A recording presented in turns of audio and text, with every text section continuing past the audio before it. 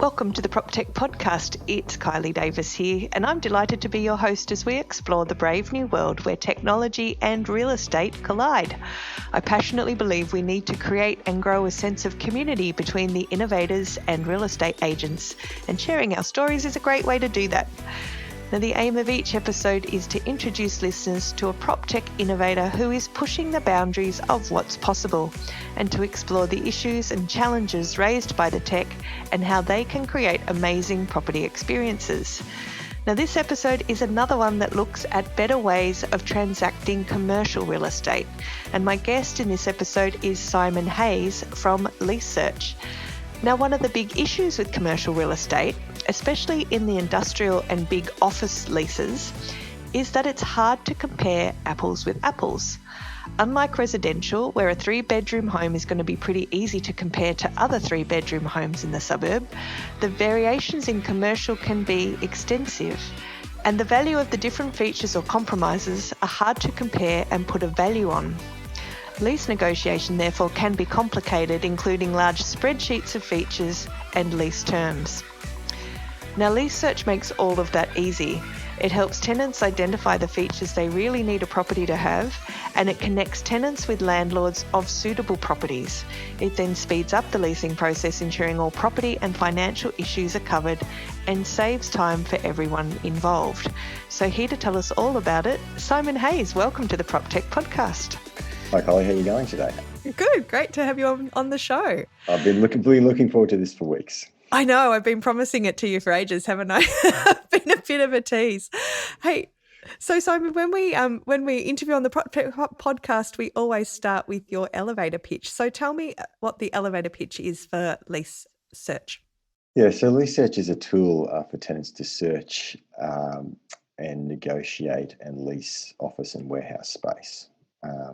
Essentially, the benefit of using LeaseSearch is it provides a workflow and document management tool that allows tenants to go through a process, which is a convoluted process, and I'm sure we can get into that a bit later. But essentially, going through that process, it'll save them, essentially days and weeks sometimes off the process of looking for finding space, identifying the options, evaluating those options, and doing all those things necessary to negotiate it. So my background is more in the residential space. So why is it so difficult? What makes it more difficult in commercial than it does in residential? No, that's true too. And I suppose that gets down to the why is the problem solved and where does it all come from? And if I can maybe go into that a little, because sure. In some ways, look, people that work in the commercial industry or the commercial property area probably understand it, but I think a lot of other people just don't have that sort of background. And essentially, when you're sort of leasing a space, obviously the tenant who's looking for it, or their representative, then first goes and thinks about, okay, well, how much space do I need? What do I need? Where do I want the location? What's the building requirements? It could be, for an industrial space, you could have a number of docks, or the number of how big the size of the yard is, or how big the height of the eaves. For an office building, you're looking at sort of floor plate sizes, number of lifts, lift speeds, performance of air conditioning. So all these sorts of things come into play. And so there's a bit about deciding exactly what you want. Then you're sort of going through that search and trying to identify all those options that you'd like to look at. So identify what's out there, but then obviously narrowing down those options to then go look at do some inspections, and then you go through the process of negotiating your lease proposal, which is received from the landlord. So that all takes, and then. So I imagine in commercial and industrial, it is a bit hard to compare apples with apples in terms of one property to another. Is that part of the issue? Well, it is. That it's hard to find properties that are identical. It's not like just a 2-bedroom unit with a nice living area. It's if you're getting down to dock spaces and spaces, yeah.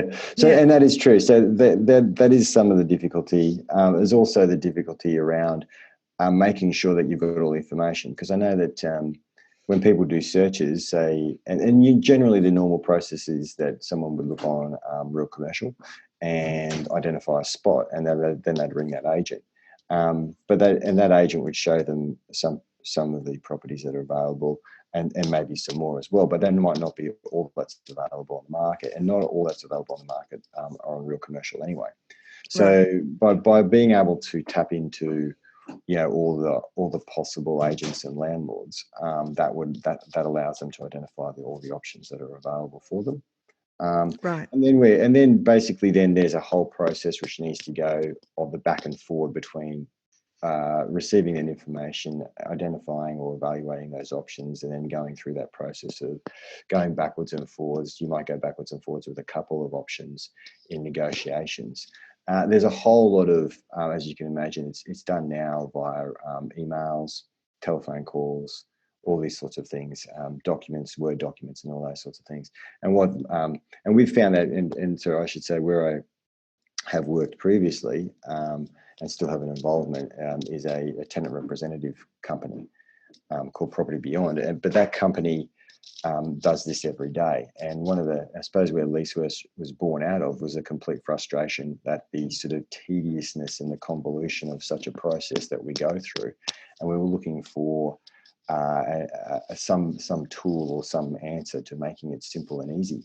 And so by using the tool, we've been able to, cut down days of time for our people in using this process, and also then organising all the information in one location, and then also being able to share it with clients, or with, if you could share it, you can share it internally with the boss.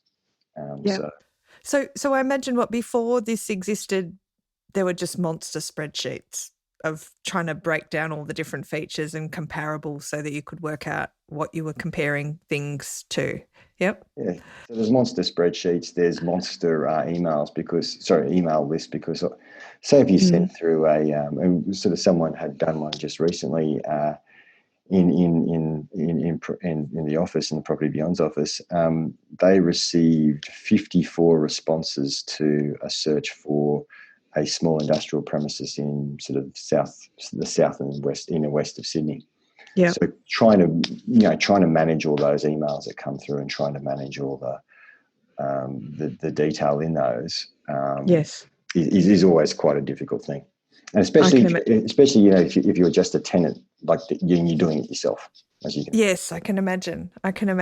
Okay, so I love how much technology is coming through and being developed at the moment that is replacing both the humble spreadsheet and the humble whiteboard. it is. Yeah, and a filing cabinet. They seem to be the three kind of things that need to be burned at the stake. We always talk about, I think, property technology. Look, you've got a great background in it as well, and have a great understanding. But I think sort of property in general, the property industry is looking at technology that's, especially in the transactions area, is looking at just replacing. It's like making a digitization of the process at the moment, rather than it's taking it, as you said, taking it off the spreadsheets, taking it off the whiteboards, and making it into digitization. I think you'll then see the next, what you call the next phase of that, will be changing the way it's done. Because people are now comfortable with the way it's done, and you can't change them too quickly, I guess, especially in the property industry. If you meet, no doubt you've met some of the characters in the property industry. We build it to last. Yes, they don't like to change too quickly. No. Yeah. So anyway, as you appreciate, I think then the next phase will be post this sort of digitization of the processes. Then we'll start to see changes of the actual process itself. Okay, cool. So LeaseSearch started, you were starting to tell the story just before, that it started inside your business as a way of as a way of you guys capturing the information and doing it a bit smarter. Tell us a little bit more about the story behind it starting. Yeah, well, I guess we were sitting there thinking about, obviously I think it was myself and the other director was sitting there probably at about 8 p.m. one night, saying and going through bits and pieces of information and talking about one of the jobs that we were doing, and we just basically said this has got to be an easier way of doing it. Yeah. And so hence that's where the idea came from, and we started to work on that idea. Unfortunately, as with no doubt many people can attest to this, is if you have a day job and a side project, the side project tends to get put on the side for quite a while, and done at a very piecemeal rate. So we've been working on it for about 5 or 6 years now. Okay. Had about 3 redesigns, trying to get the flow right. And I think the trick is it's not the sometimes you see things which have got, it's not the data or the information which is the hardest part. It's actually just getting the flow right, because as you may appreciate, that sort of a lease transaction, there's so many variables and so many people in different ways that you're trying to build that flexibility into the flow. And I guess with each of those variables, there's an impact that can be part of the negotiation as a result of those variables. So, if property A has 6 loading docks, but property B has, and is, 1,000 square meters, but property B has 4 loading docks, but is 1,200 square meters, you have to kind of make a value call on which one's worth the more rent, don't you, I guess? Yeah. And also which one, you may only want 1,000 square meters, but you want, like you might not need as many docks or something like. Yeah, there's all those sorts of gives and takes, as well as the ability, especially with the workflow. I suppose we're getting at is the ability to be able to, what's the best way to put it? There's so many things that you could go in each direction. No, I don't. Yeah, it's like saying, oh, I'll put this one on hold for a bit and I'll negotiate this one, but I'll bring this one back in. And then I'll try it. But maybe I'm going to ditch that one now and bring this one back on. And I'll go start talking to that one again, because I want to go inspect that one again, because I think I like that one better now. Yeah, there's that sort of flexibility where people change their mind as they go through, and that's quite okay. That's completely normal in any process that you. But building that flexibility into workflow rather than just pure rigidity is a difficult thing. If you're just signing up to a form, that's pretty. And just the one thing, it also adds a complication because LeaseSearch is two-sided. So there's a tenant side and then there's the landlord and agent side. Okay. And so building that integration where both sides talk to each other is always a difficulty, and then building the flexibility into that as well. And now let's hear a word from our sponsors. For almost 16 years, Direct Connect has made moving easy for over 1.2 million renters and homeowners by arranging connections to a wide range of services, from electricity and gas to internet and pay TV. With a national team of local account managers who are experts in the industry, Direct Connect are there to support your real estate business with competitive rewards for every successful connection, plus an industry-leading rewards program. The connection process is simple, and Direct Connect's always-on guarantee ensures your customers will be connected on the day they move in.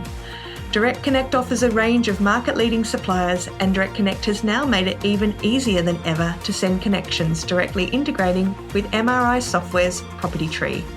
So in just a few clicks while processing a tenancy, you can send the connection details through and get your customers connected. To make the right connection and find out how Direct Connect can make moving easy for you and easy for your customers, visit agents.directconnect.com.au or call 1300 558 169. So just so I'm clear, the process using LeaseSearch is that I would go online to a portal, or I would look for a commercial space the way I normally would on a portal.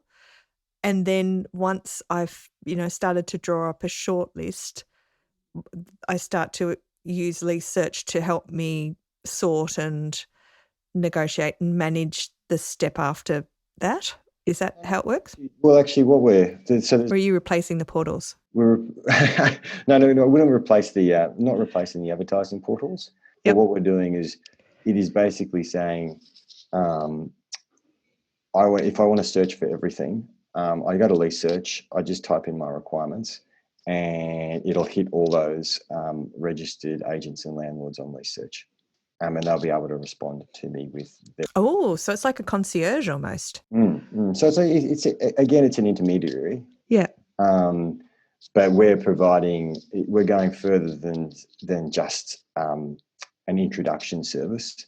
It's actually then taking people through, assisting them in preparing their requirements, then allowing the landlords and agents to respond on the system, then allowing you to look at those and evaluate those, and share it with whoever, and then go take that to the next step and ask for lease proposals and then negotiate the lease proposals. So it goes all the way through to signing and committing to a piece of property.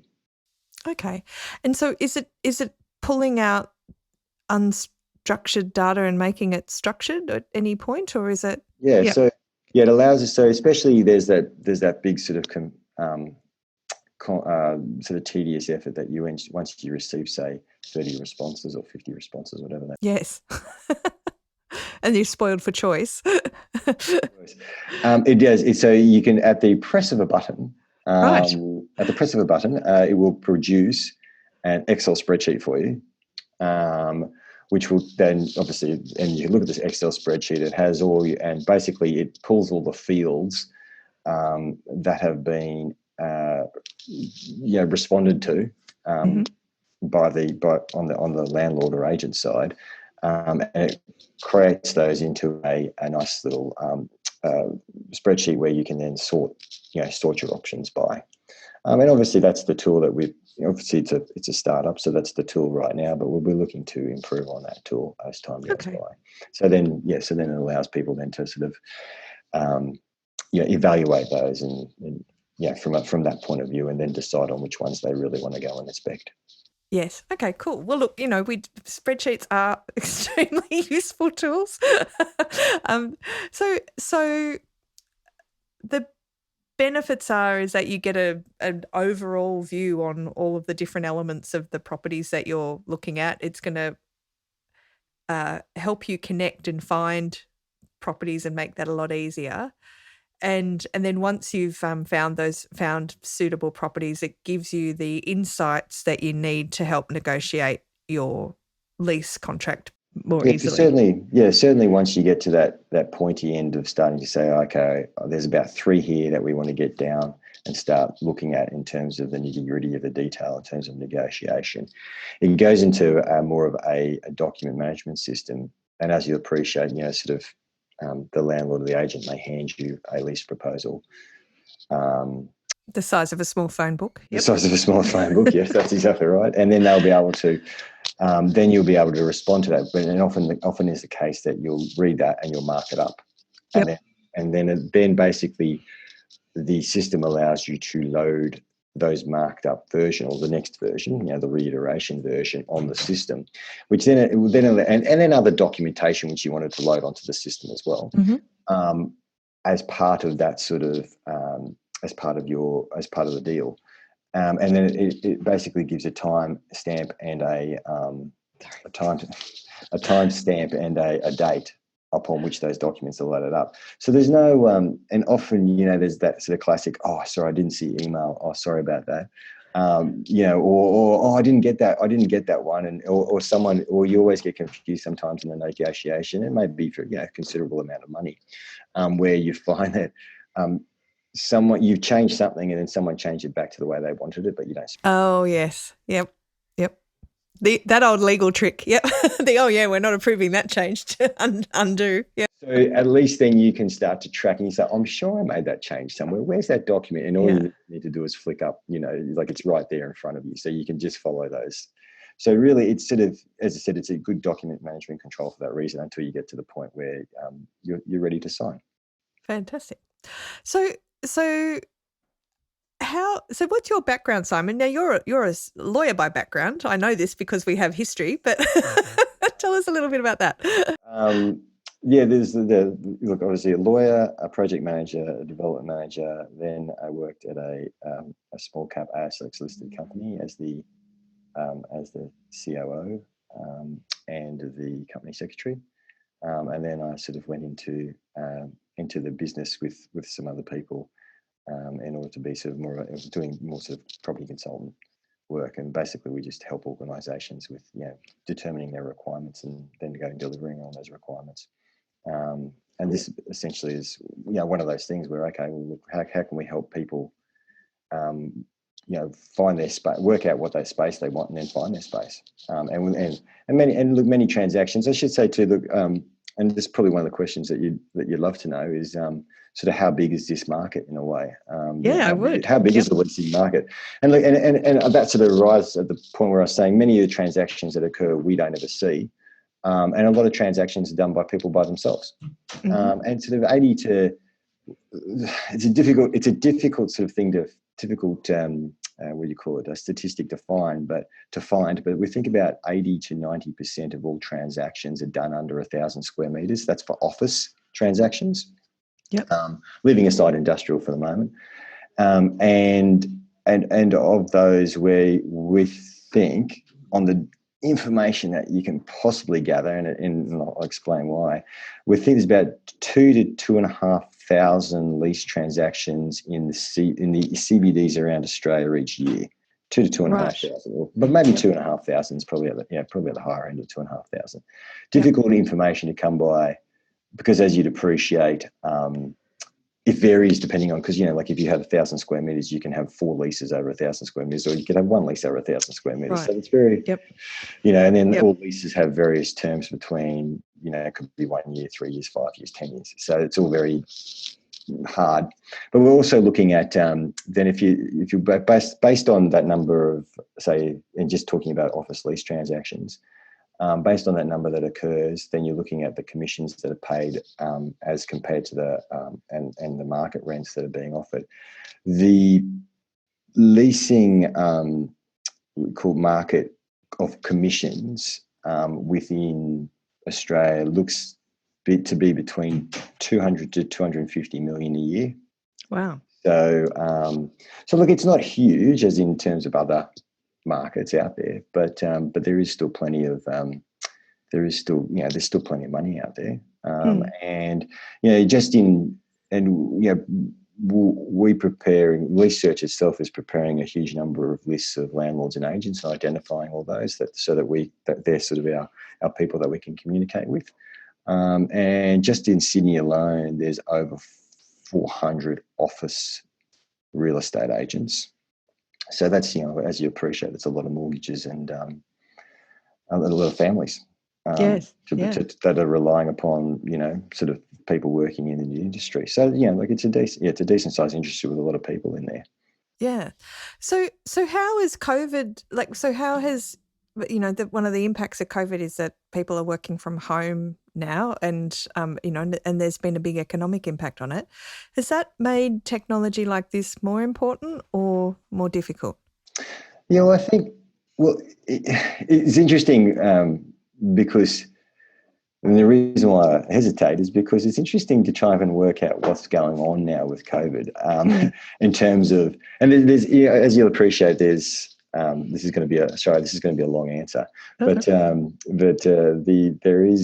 there's a number of different assets. So there's obviously the residential assets, there's industrial, retail, and office. So if we break those up, we forget about residential for the moment because you're an absolute expert in that, and I don't need to tell you anything. But in terms of retail, we already knew that retail was really in trouble, and now it's really, really in trouble. Really, really, really? Yep. really, really in trouble.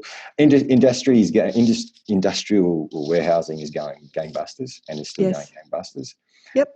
The office is the one that I think, if you're coming back to COVID, that's going to have a real interesting impact on it. And talking to a number of the people in the industry and clients, previous clients, they're all talking about definitely reducing the amount of space, and certainly looking at people working from home. So in that respect, I think that COVID will have a big issue on the office industry, and that's where I see LeaseSearch is getting a lot of its sort of transactionals from, is that office sort of space area. But where I see the industry being affected in the office industry, the office premises by COVID, is actually, even though they're reducing space, what I believe is that they'll be increasing potentially increasing the number of workplaces that exist. It's like smaller workplaces. So companies will start to go for more of a distributed network of offices to allow their people to come in and out. But they'll also be they'll be on shorter term leases as well. So sure, they may be dropping space, but they'll be on shorter term leases and may potentially have more leases, which then allows them to, which then increases the number of leases and the number of turnover, which then is a benefit for LeaseSearch as well. So it's difficult to obviously predict at this point in time. And if I'd love to have a crystal ball, because I think everyone else would love to have one as well. Yeah. Which is certainly what, because there's a lot of theories out there at the moment in terms of what's going to happen with the office industry. Certainly some sensationalized ones, and there's some less sensationalized. But it's difficult. Yeah, but it's difficult to tell. But I think, with LeaseSearch, I think also one of the benefits is with the sharing component of it as well. So it allows, instead of, often you would get together with your client and go through information about the, what you've received and the options. And now this, the client can click in and go straight in and see them coming in real time. Mm-hmm. And they can comment on those and judge them for themselves as well. So, and you can talk to them on the phone.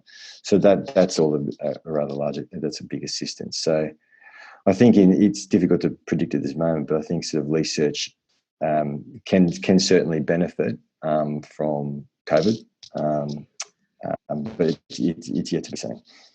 Yeah. So I think it's going to be interesting. Someone was telling me the other day was that in the commercial space, when times are a bit tight or when the market is turbulent, people tend to use it to upgrade their space or to move anyway, because there's more options available on the market and they can get better space for the same, similar or cheaper lease. Yeah, true. Yeah. Okay, cool. Yeah, that's true. And again, then you get sort of people also coming in from, say they were in North Sydney. Well, speaking, I'm Sydney centric, so I'm thinking about North Sydney or somewhere in Parramatta, and say, oh no, we'll move into the CBD. So that does occur as well. So I think with LeaseSearch, it's all about the number of transactions that occur in the market, mm-hmm. not necessarily sort of where people are moving to or the size. It's more about the transactions. So what's your charging model? Oh yeah. So what we're looking at, because there's obviously two parts to LeaseSearch. One, obviously being the tenant, and one being the landlords and agents side. What we're looking at is a combination of subscription and commission, mm-hmm. So probably likely to be with the tenants, there'll be a subscription model where, depending on the number of volume of transactions you put through LeaseSearch, will obviously indicate the price that you'd be charged. Mm-hmm. But then on the other side, on the flip side, we'd be looking like agents and landlords are used to commission based for successful transactions. Mm-hmm. So if they're successful in being the successful landlord that leases their spot to the tenant, the space to the tenant, then we're probably looking to, like, for either part of the commission or a set piece of commission or whatever it might be, or a success fee or some sort of along those lines. So you'd be clipping the ticket of the agent's commission in that instance, or would you be replacing the agent? No, not necessarily. I don't think LeaseSearch is certainly not there to replace the agent. The agent certainly does have a job to do. And LeaseSearch is, it's just a tool which the agents and the tenants can use. So the agent still definitely has a job.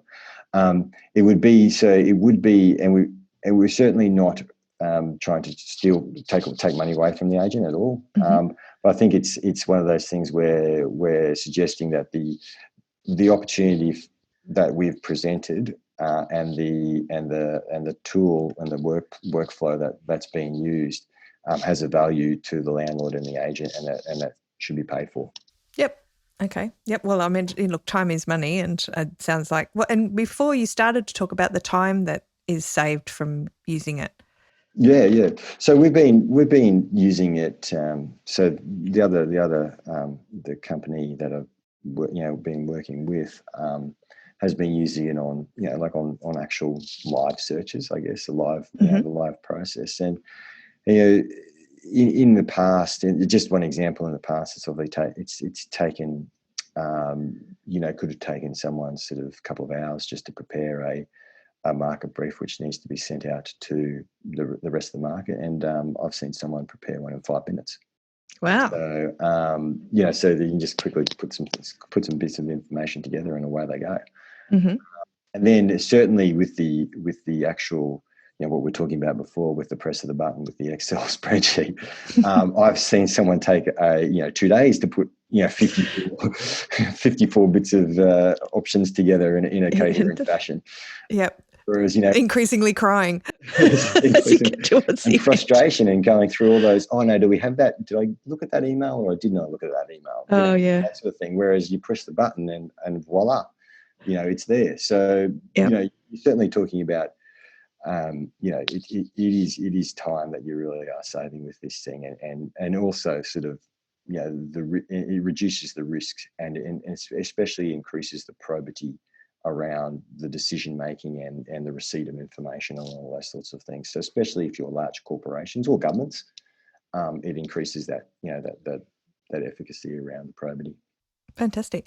As a real estate agent, you need to be doing more content marketing. But creating posts for social media, creating videos and reports is hard work, lots of hard work, and it takes time. So that's why you need HomePrezo. If you're a typical agent posting 1 or 2 social media posts a week, HomePrezo can save you between 75 to 100 hours a year. How many more properties could you sell if you had that time back? HomePrezo can help you create engaging, informative videos about how the property market in your local suburb is performing. Plus, it makes creating suburb reports, rental videos for landlords, and social media infographics an absolute piece of cake. If you can type in a suburb or type an address, you can create a Prezo using HomePrezo in just a few minutes. Listeners to the PropTech podcast receive a 14-day free trial. Now that's twice as long as the normal free trial. So go to homeprezo.com.au and click the sign up button and use the code PropTech to get your extended free trial. Or click the link in our show notes. So are you in market at the moment, or a proof of concept, or what stage are you at? Yeah, so we are in market at the moment. Yep. So we are using it live. And we also actually, can I use this opportunity to also announce that we have a LeaseSearch Lite version, which is in operation, and which I was just testing before I walked in here. Did it work? It works! Hooray! I said I want it to work. I want it to work so I can announce it. So LeaseSearch Lite is essentially, it's for everyone for free. Yep. So if and often it's the case, and what we'll be probably targeting this for is large corporates that do a lot of their transactions in-house. So that your corporate people that do it in-house. And then there's also tenant representatives that do it on behalf of corporates or on behalf of organisations, and targeting those to be able to put them up onto a LeaseSearch, they'll be able to email them to support@leasesearch.com.au, which will then be put up onto a website with all the other market briefs. Mm-hmm. And then each at 6 a.m, or we've sort of nominated at 6 a.m. The next day, all the tenants and landlords that we've put onto our list will get notified that there's new market briefs there for them to take a look at.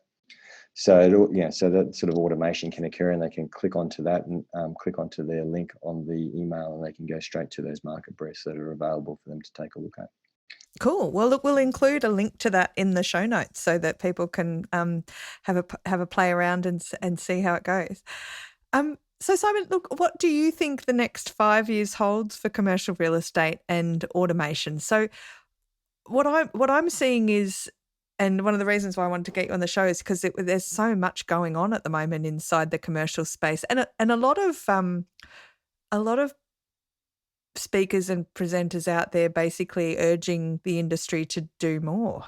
Yes, yeah. And I think, look, obviously there's in the technology space, there's some very established players in the commercial industry in terms of technology. And what I mean by that is the sort of the classic database or property information management services, like MRI and Manhattan and those types of, and BTS, I think, which are, and so there's those huge players, and actually, and I should say, sorry, Salesforce seems to be really making a big push into the property space as well.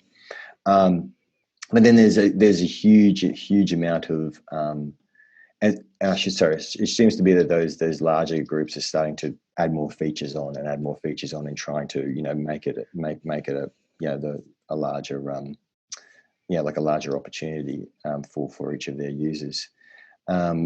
Where and as you're right in saying, is you're seeing, and it has been quiet initially for a number of years, and I always thought that the technology was more focused on residential, but it's certainly now becoming coming more to the commercial space.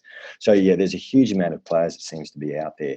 And I think where there's going to happen is going to be a lot of, there needs to be, and I think there needs to be actually, is you can't keep on giving either the tenants or the landlords little small point solutions. We're going to have to give them more integrated solutions.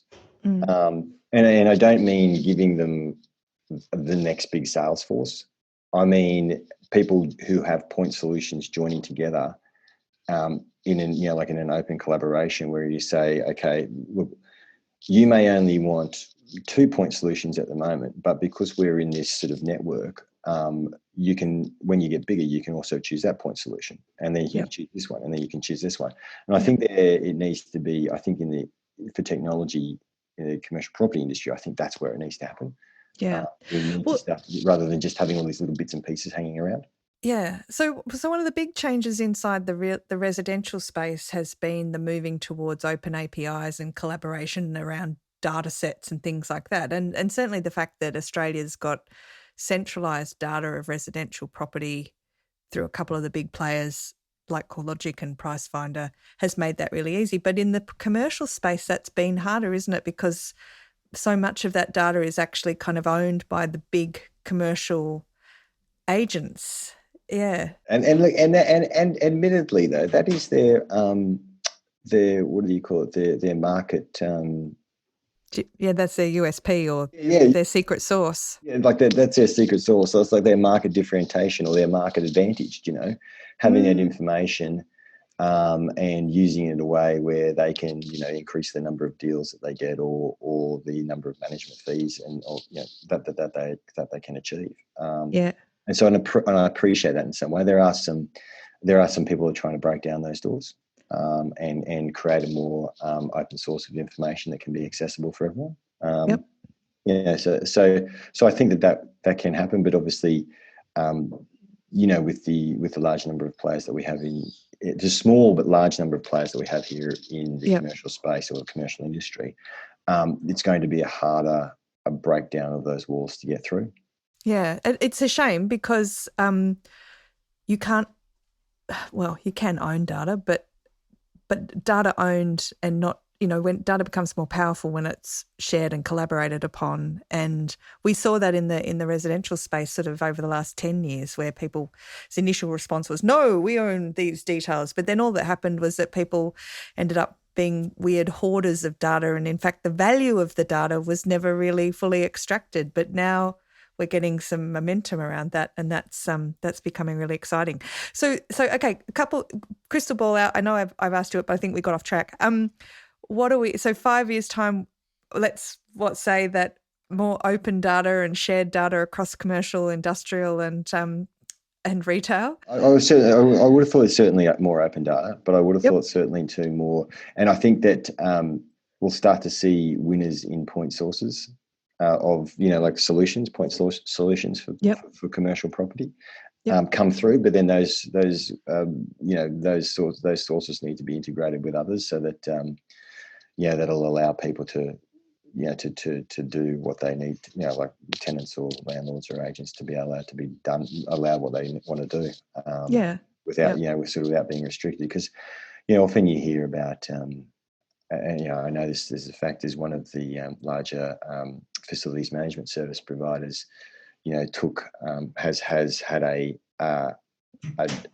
management system that they've had for 5-10 years or whatever it is, and they're still trying to implement that system all the features that they bought, they're still trying to implement it. And now they've decided that we might not implement all those anyway. We might go and change to something else.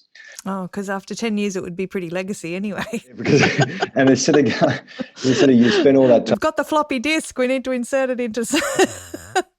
So I think for me too, there's no, and look, you may find this in the residential, but I think there's no one big panacea. Like there is no technology thing which is a panacea, and everyone wants to look for one and implement it, but there is no technology panacea, and there'll always be changes, there'll always be things which are new, and I think therefore that we need to, as a technology provider, you need to provide the flexibility for the customers, and the integration, the open, as you're saying, the API and the open source of data, for people to go where they think is the best solutions.